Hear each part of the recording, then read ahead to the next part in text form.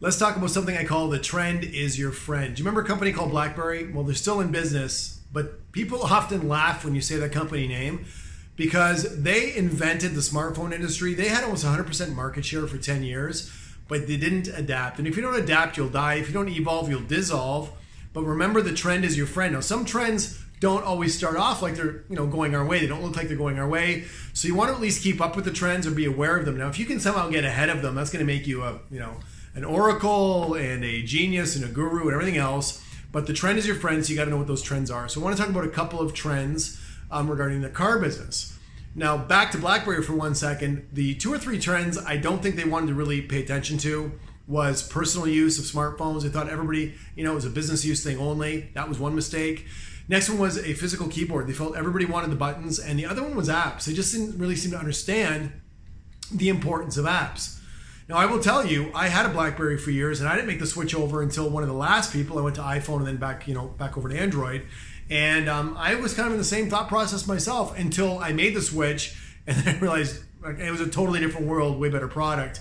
So some of it's driven by consumers. Some people are early adopters, but sooner or later, you will be buried by trends. Let's talk about 2 or 3 trends right now in the car business. The first one is this. It is very, very difficult to have ongoing price advantages in a marketplace where every dealership is skimming the internet and scraping the internet for price data.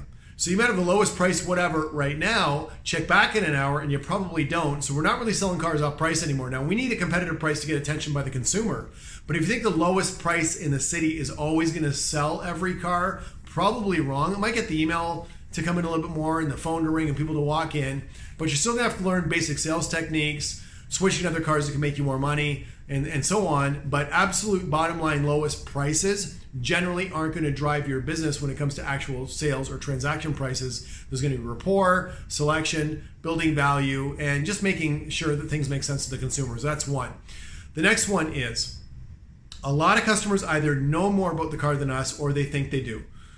Listen, you've got probably 20, 30, 40, 50 models to keep up with, and your customer's shopping for 1 or 2 vehicles. And by the time they contact us and inquire by phone, by internet, or walking in, they've made a lot of their selection decisions. And some people have done too much reading and research online. There's a lot of misinformation and disinformation out there. Sometimes looking at old websites.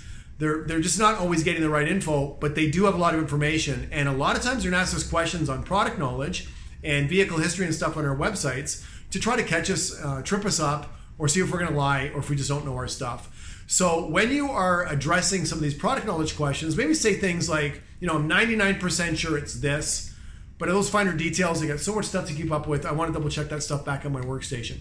If they're not okay with that, on the website, on your phone, pull the information up, but you don't want to lose credibility or connection with your customer on something as silly as a horsepower question or a vehicle history question on the used car lot. You got to answer those a lot smarter than we used to, and be slightly non-committal so you can keep that conversation alive and you're not instantly locking horns with somebody that's actually pop quizzing you into a confrontation. The other one is transaction times. If you took a bunch of 3-hour car deals and put them on the table, and you took a bunch of 1-hour car deals and put them on the table and measured front and back end gross profit, you're going to find the trend here is you make more money on quicker transactions.